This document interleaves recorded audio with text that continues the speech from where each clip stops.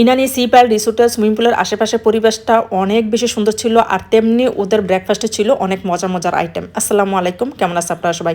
আলহামদুলিল্লাহ, সারাদিন ঘোরাঘুরির পর বিকালবেলা আমরা যখন বিচের পাড়ে যাচ্ছি তখন এই মুহূর্তে আরান বলতেছে সুইমিং করবে, সুইমিং পুল দেখবে।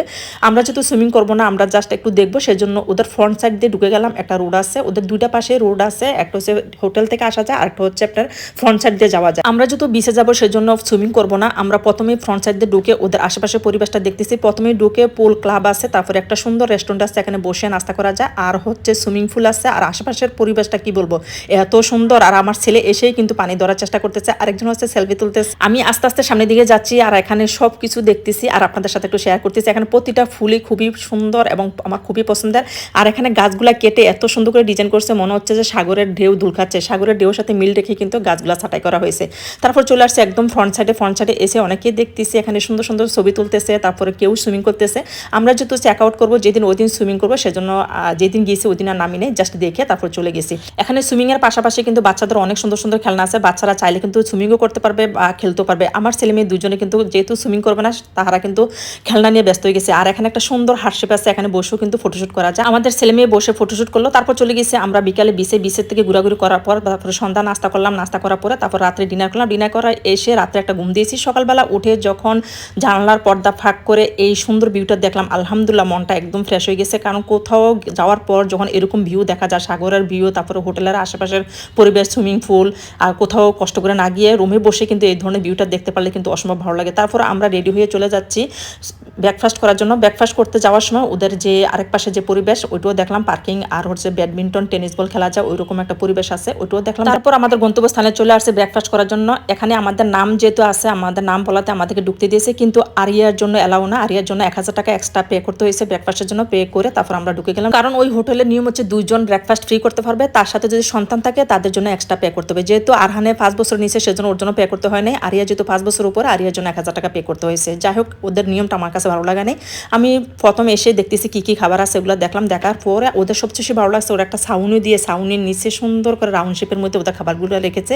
এখান থেকে সবাই যার যার মতো করে নিয়ে খাচ্ছে। আরিও প্রথম ওর পছন্দের খাবারটা দেখলো নুডলস, ও নুডলস খাবে। আর হচ্ছে চিকেন নিয়েছে, পরোটা নিয়েছে। আমি দেখে ঘুরে দেখে তারপরে সব কিছু কী কী আছে এগুলো দেখে তারপর আমার পছন্দের খাবারগুলো নিয়েছি। ওদের এক পাশে হচ্ছে নাস্তার যে আইটেমগুলো আছে, পরোটা, ভাত, খিচুড়ি ভাত, তারপর ভাজি, মুরগি রান্নার আইটেমগুলো। আরেক পাশে হচ্ছে ডেজার্টের আইটেম, আরেক পাশে হচ্ছে ফল ফ্রুটসের আইটেম, আর আরেক পাশে হচ্ছে কর্নফ্লেক্স এবং ওটসের আইটেম। যে যেটা খাচ্ছে সবার মতো করে নিয়ে খাচ্ছে। আর জুসের মধ্যে আমার কাছে কেন জানি ভালো লাগে না, লেমন জুস আছে, অরেঞ্জ জুস আছে, আর ওয়াটারমেলন জুস আছে। জুসগুলোতে মনে হচ্ছে আসলে পানির পরিমাণটা বেশি, খেতে গেলে কিন্তু টেস্ট অনেক কম। যাই হোক, সবাই সবার মতো নিয়ে খাচ্ছে। আমরা প্রথম অংশ বসতে পারি না, যেহেতু সকালবেলা সবাই ঘুম থেকে উঠে ব্রেকফাস্টের জন্য গেছে। ওদের 2টা অংশ আছে, প্রথমের দিকের একটা অংশ, দ্বিতীয় পাশে একটা অংশ আছে, 2টা একসাথে লাগানো।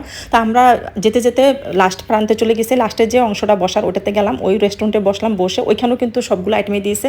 আইটেম তেমন বেশি ছিল না, সংক্ষিপ্ত আইটেম ছিল, কিন্তু খাবারের কোয়ালিটিটা আমার কাছে তেমন একটা ভালো লাগে নাই। আপনারা যারা খেয়েছেন তারা অবশ্যই কমেন্টে জানাবেন। এখানে সিপাল হোটেলে যারা থেকেছেন, খেয়েছেন, আপনাদের কাছে কেমন লাগছে। যাই হোক, আরিয়া আরহান ওদের পছন্দের খাবারটা নিচ্ছে। আমার ছেলে সকালবেলা আসলে তেমন কিছু খেতে পারে না, যেহেতু সকালবেলা উঠে ব্রেকফাস্টটা করতে হয়, তার হচ্ছে 10টার পরে সে ব্রেকফাস্টটা করতে পারে। আমরা যতটুকু পারছি খেয়েছি। খাওয়ার পরে ওদের এই সামনের অংশটা আমার কাছে বেশি ভালো লাগছে। বাইরের অংশে জন্না দিয়ে রাখছে, জন্নাটা ভিতর থেকে অনেক বেশি সুন্দর লাগতেছিল। এটা দেখে তারপর আমি জুস নিচ্ছি। জুসের কথা বললাম না, আসলে জুসের মধ্যে কিন্তু পানির পরিমাণটা এত বেশি ছিল, জুসটা আসলে তেমন একটা ভালো লাগে নাই। যাই হোক, আমার মেয়ে অরেঞ্জ জুস খেয়েছে, আমি খেয়েছি ওয়াটারমেলন, যেহেতু আমার অনেক পছন্দ ওয়াটারমেলন। তারপর আমি ফ্রুটস নিচ্ছি, তারপর পরোটা নিয়েছি, ভাজি নিয়েছি। নিয়ে এই হচ্ছে আমাদের ব্রেকফাস্ট শেষ করেছি। আসলে প্রত্যেকটা জায়গায় কিন্তু ব্রেকফাস্ট এক, কিন্তু খাবারের কোয়ালিটি অত ভিন্ন। এই যে দেখেন, আমার ছেলে বসে আছে, সে কিছু খাচ্ছে না। ছেলেকে নিয়ে জার্নি করলে একটাই সমস্যা, তার খাবারের সমস্যা। সে টাইমলি খাইতে পারে না, পরে তার পেট ব্যথা হয়। আর মেয়ে কিনে আলহামদুলিল্লাহ কোনো সমস্যা নেই, মেয়ে সব কিছু পছন্দ করে, খেতে পছন্দ করে। আর এই যে একটা আপু দেখছেন, এটা অনেক লম্বা, প্রায় 8 ফুটের উপরে।